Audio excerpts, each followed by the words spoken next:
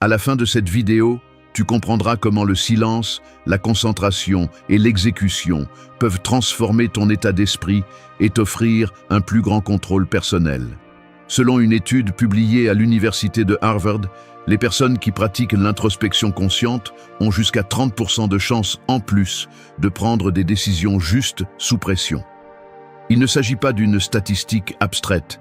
Dans des bureaux silencieux, des dirigeants de haut niveau interrompent la conversation, baissent la voix et restent immobiles pendant plusieurs minutes avant d'approuver un investissement de plusieurs millions. Dans les blocs opératoires, des chirurgiens expérimentés ferment brièvement les yeux et bloquent tout stimulus extérieur avant chaque incision critique. Dans les deux cas, la pièce se charge d'une tension palpable. Les assistants retiennent leur souffle. Les horloges semblent s'arrêter. Le silence n'est pas un vide, c'est un outil tranchant. Aujourd'hui, nous allons parcourir 11 points fondamentaux qui vont te montrer pourquoi les stoïciens accordaient plus de valeur à la maîtrise de soi qu'aux paroles, et comment tu peux appliquer ces principes dans ta vie quotidienne. Observe celles et ceux qui ont cultivé cette discipline. En réunion, ils n'interrompent pas, ne cherchent pas à attirer l'attention, laissent les autres se précipiter dans leurs opinions. Leurs réponses arrivent tard, mais elles pèsent davantage. Dans leur routine personnelle, les notifications du téléphone restent non consultées, les messages, sans réponse pendant des heures. La priorité, c'est le travail en profondeur, pas la réaction immédiate. L'environnement réagit à cette attitude. L'anxiété collective s'intensifie face à leur détachement apparent. Des rumeurs circulent dans les bureaux où le silence est perçu comme une menace ou une supériorité. La dernière idée est souvent celle qui met le plus au défi ceux qui pensent tout maîtriser. L'inconfort se manifeste dans les gestes, des doigts qui tambourinent sur la table, des regards fuyants, des respirations courtes. Ceux qui ont confiance en leur maîtrise sont obligés d'affronter leur propre fragilité. Commençons. Point 1. Pratiquer le silence délibéré face aux conflits inutiles. Dans la mesure du possible, garde le silence. La plupart des problèmes naissent du fait de trop parler. Marc Aurèle. Le silence n'est ni vide ni soumission. C'est un choix conscient qui sépare la réaction automatique de la réponse réfléchie. Lorsqu'un conflit insignifiant surgit, l'esprit cherche des mots comme bouclier ou lance. Mais le silence délibéré est l'armure invisible qui protège la clarté et la dignité. Dans le vacarme d'une discussion sans but, chaque mot ajouté est une pièce qui se perd dans un pari inutile. Choisir le silence, c'est refuser de participer à des jeux de pouvoir où personne ne gagne. C'est reconnaître que tout ne mérite pas une réponse, que bien souvent le véritable contrôle consiste à laisser la poussière retomber sans la remuer davantage. Imagine une réunion où quelqu'un cherche à te provoquer. Les mots fusent comme des flèches, attendant une réaction qui pourra être utilisée contre toi ou simplement nourrir la confusion. À cet instant, le silence est une déclaration. Je ne suis pas ici pour me perdre dans la futilité. C'est la présence ferme de celui qui sait que l'énergie est limitée et que l'attention est une ressource précieuse. Pratiquer le silence délibéré ne signifie pas fuir ni nourrir du ressentiment. C'est observer le conflit, en mesurer le poids et décider s'il mérite l'effort d'une réponse. Dans la plupart des cas, la dispute se dissout d'elle-même, laissant le silencieux intact et l'impulsif épuisé. Le silence permet d'entendre non seulement ce qui est dit, mais aussi ce qui se cache derrière les mots. Il offre l'espace pour comprendre la véritable motivation des autres et la sienne. Ainsi, le silence devient un acte de pouvoir et d'autogouvernance. Celui qui maîtrise l'art de se taire face à l'inutile maîtrise aussi la capacité de concentrer son énergie sur ce qui compte vraiment. Chaque fois que tu choisis de ne pas répondre à la futilité, tu renforces la discipline intérieure et tu t'approches d'une vie plus sereine et plus efficace. En fin de compte, le silence délibéré face aux conflits inutiles est la porte d'entrée de la maîtrise de soi. C'est l'action invisible qui, sur le long terme, transforme l'esprit et le caractère. Rien n'en dit plus sur ta force que ce que tu choisis de taire. Deuxième point, réserver ses opinions jusqu'à avoir profondément réfléchi. Réserver une opinion est un exercice de contrôle intérieur. Cela ne signifie pas réprimer ce que l'on pense, mais laisser de l'espace pour que l'esprit puisse traiter avant d'émettre un jugement. Il existe une impulsion immédiate à réagir, à remplir le silence avec des mots, mais cette impulsion est l'ennemi de la clarté. Lorsqu'une situation nous provoque, la première réaction est souvent contaminée par des émotions, des préjugés ou des insécurités. Parler trop tôt, c'est comme tirer une flèche sans viser, l'erreur est presque certaine. Imagine une réunion dans laquelle quelqu'un présente une idée qui remet en question tes croyances. La réaction instinctive est de défendre ta position, d'interrompre, de réfuter.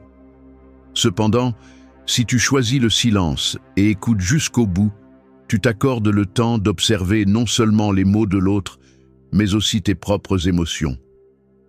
Le silence te permet de distinguer ce qui est pertinent de ce qui n'est que bruit. En réservant ton opinion, tu prends du recul et observes le panorama complet, évitant ainsi des jugements hâtifs qui peuvent te mener à des conflits inutiles ou à des décisions mal fondées. Réfléchir en profondeur implique de questionner la validité de tes pensées. Pourquoi est-ce que je crois cela? Quelle preuve ai-je? Quelle part de mon orgueil est en jeu? Le processus exige humilité et honnêteté. Il est facile de confondre conviction et entêtement, ou rapidité et intelligence. Mais la véritable sagesse naît de la pause, de l'analyse patiente. Le silence devient un filtre qui sépare l'urgent de l'important. Ainsi, lorsque tu parles enfin, tes mots ont plus de poids, car ils ont été mûrement réfléchis. Dans la pratique quotidienne, cette habitude transforme la qualité de tes relations et de ta performance professionnelle. Celui qui maîtrise l'art de réserver son opinion transmet assurance et maturité. Les autres perçoivent que tes paroles ne sont pas impulsives, mais le fruit d'une réflexion profonde. Cela inspire respect et confiance. De plus, cela réduit le risque de regret ultérieur pour des mots prononcés dans un moment de faiblesse ou de colère. Le silence précédant l'opinion marque la différence entre réagir et répondre. Dans le développement d'un état d'esprit focalisé et exécutif, savoir quand se taire et quand parler est essentiel. Il ne s'agit pas d'être passif, mais d'être stratégique. Le silence n'est pas du vide, il est préparation. Lorsque tu choisis de ne pas donner immédiatement ton avis, tu affines ta pensée, séparant l'essentiel du trivial.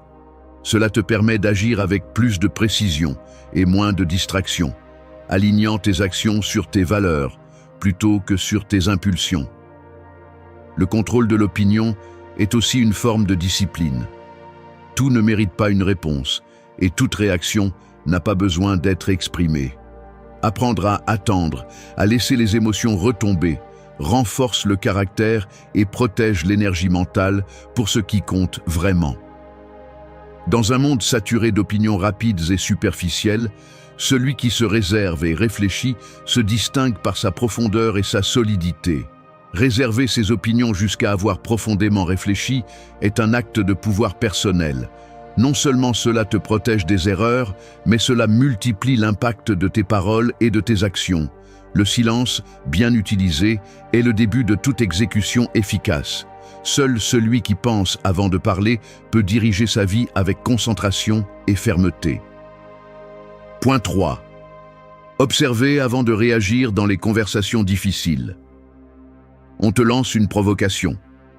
Ton instinct te pousse à répondre, à te défendre, à rendre le coup immédiatement. Mais tu ne le fais pas. Tu te tais, tu regardes, tu écoutes. Le silence pèse. L'autre attend ta réaction, mais tu ne la lui donnes pas. Il ne s'agit pas de lâcheté ni de soumission. C'est la maîtrise de soi. Pendant que tu restes silencieux, l'autre révèle davantage de lui-même. Son insécurité, sa frustration, son besoin de contrôle. Toi, tu observes simplement. Chaque mot que tu ne dis pas est un mur entre ta tranquillité et le chaos de l'autre. Parler sans réfléchir, c'est offrir ton pouvoir à celui qui le mérite le moins. Celui qui crie ou attaque veut t'entraîner sur son terrain. Si tu cèdes, tu perds le contrôle. Si tu restes ferme, si tu ne succombes pas à l'impulsion, le silence devient ton bouclier. Celui qui observe d'abord décide ensuite. Celui qui réagit immédiatement a déjà perdu la bataille. Garde tes mots comme des armes précieuses. Ne les gaspille pas sur celui qui cherche la guerre. Le silence au milieu de la tension est inconfortable pour celui qui ne sait que se battre. Toi, au contraire, tu apprends à y résister. Ainsi, tu passes du statut de victime de tes émotions à celui de maître de ta concentration. Le contrôle commence lorsque tu choisis de ne pas réagir. Voilà le véritable pouvoir. Point numéro 4. Limiter l'auto-explication et laisser les résultats parler. Le besoin d'expliquer chaque action révèle une inquiétude constante à devoir justifier notre valeur aux yeux des autres. Parler trop de nos intentions, de nos raisons ou de nos processus est souvent une manière de chercher la validation, mais cette quête ne s'arrête jamais. Le silence, au contraire, transmet la confiance sans effort. Une personne concentrée ne dépense pas son énergie à expliquer chaque étape. Elle travaille dans le silence. Elle agit et laisse les faits raconter l'histoire.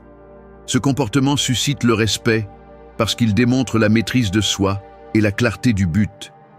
Dans un environnement où tout le monde rivalise pour attirer l'attention, celui qui ne se justifie pas se distingue par son calme. Celui qui laisse parler les résultats élimine le doute et l'excès d'explication. Il devient quelqu'un qui inspire confiance, non pas par ce qu'il dit, mais par ce qu'il accomplit. Le silence stratégique n'est pas de la passivité. C'est une décision consciente de donner la priorité à l'action avant la parole. C'est comprendre que le véritable impact ne se mesure pas à la quantité d'explications, mais à la qualité des résultats. Limiter l'auto-explication est une façon de protéger son énergie mentale. Chaque justification inutile est une distraction du but principal.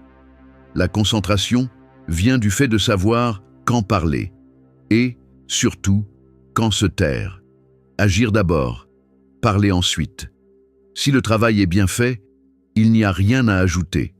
La discipline qui consiste à laisser les résultats parler est un signe de maturité. Le silence n'est pas un vide, c'est une force contenue. Dans cet espace, le vrai respect émerge. N'explique pas, agis. Laisse ta vie être la réponse. 5e point. Se concentrer sur les tâches essentielles sans partager ses projets prématurément. T'est-il déjà arrivé, à peine une idée ou un objectif en tête, de ressentir le besoin de l'annoncer? C'est une réaction compréhensible. Partager nos projets peut nous donner une sensation de validation, comme si le simple fait de les dire à voix haute était déjà un pas vers leur réalisation. Pourtant, cette satisfaction immédiate est trompeuse. Parler avant d'agir peut épuiser l'énergie dont tu as besoin pour commencer et achever ce qui compte vraiment. Lorsque tu te concentres sur les tâches essentielles, ton attention devient plus précise.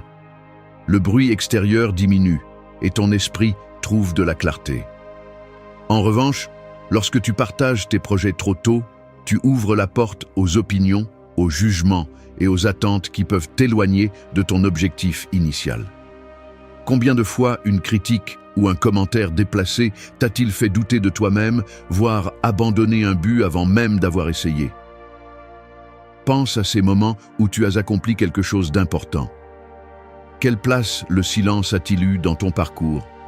Garder tes projets pour toi te protège de l'épuisement émotionnel provoqué par les doutes des autres et te permet de te concentrer sur l'action, pas sur l'approbation. Le véritable progrès se fait dans la discrétion, loin du besoin de reconnaissance immédiate. Parfois, partager trop tôt est une façon de chercher une motivation extérieure, mais cette motivation est fragile. Quand l'excitation d'en avoir parlé s'estompe, il reste l'effort réel, le travail quotidien, la constance silencieuse. Si tu te concentres sur l'essentiel et avances, Même si personne ne le sait, le résultat sera solide et ta confiance grandira à chaque étape. Il ne s'agit pas de te cacher ou de te méfier des autres. Il s'agit d'honorer ton cheminement, de respecter ton propre rythme et de protéger tes objectifs des influences inutiles. Le silence est un outil puissant. Il t'aide à distinguer l'important de l'accessoire et à conserver ton énergie là où tu en as le plus besoin, dans l'exécution. Es-tu prêt à essayer? La prochaine fois que tu ressens l'urgence de partager un projet, arrête-toi. Demande-toi si le dire te rapproche de ton objectif ou si cela ne fait qu'apaiser une inquiétude passagère. Accorde de la valeur à ton travail silencieux. Laisse tes actions parler pour toi quand le moment sera venu. La véritable force réside dans le fait d'avancer en silence et de laisser les résultats parler d'eux-mêmes à la fin. Point 6. Éviter la validation externe en gardant ses réussites pour soi. Tu veux de l'attention? Publie chaque petit pas sur tes réseaux sociaux, raconte à tout le monde tes projets, tes victoires, tes grands rêves, savoure les applaudissements de ceux qui n'ont aucune idée de ce que cela coûte vraiment. Puis, prépare-toi à la gueule de bois. Ce goût amer de vide quand l'écho de l'approbation s'éteint et qu'il ne reste rien, sauf tes propres doutes. Garder tes réussites pour toi, ce n'est pas de l'humilité, c'est de la survie mentale. Chaque fois que tu parles de tes objectifs avant de les atteindre, tu donnes aux autres le contrôle de ta motivation. La reconnaissance prématurée, c'est comme manger du sucre, rapide, superficiel, et tu restes affamé d'en avoir encore. Et ainsi, tu deviens dépendant de la validation des autres, incapable d'avancer sans les applaudissements faciles. Silence, concentration et action. Ceux qui accomplissent le plus parlent le moins. La prochaine fois que tu réussis quelque chose d'important, essaie de te taire. Ne l'annonce pas, ne cherche pas les tapes dans le dos. Fais-le uniquement pour toi et observe comment ta confiance grandit dans l'intimité. Si tu as besoin que le monde t'applaudisse à chaque pas, alors tu n'as jamais marché seul. Pire encore, tu n'es jamais arrivé nulle part qui en vaille la peine. Le silence est le filtre qui sépare ceux qui font de ceux qui ne font que parler. Garde tes réussites, non pas parce que tu es modeste, mais parce que tu n'as besoin de la permission de personne pour être fier de toi. Quand les applaudissements n'ont plus d'importance, tu peux enfin entendre le véritable son de tes progrès. Action d'abord, validation ensuite, ou mieux encore, jamais. 7e point. Écoutez activement, sans interrompre ni anticiper les réponses. Le silence n'est pas seulement l'absence de mots, mais la présence de l'attention. Écouter activement exige de contenir l'impulsion de répondre, de combler le vide avec des opinions, de démontrer ses connaissances ou de corriger. L'esprit, avide d'anticiper ce qui va arriver,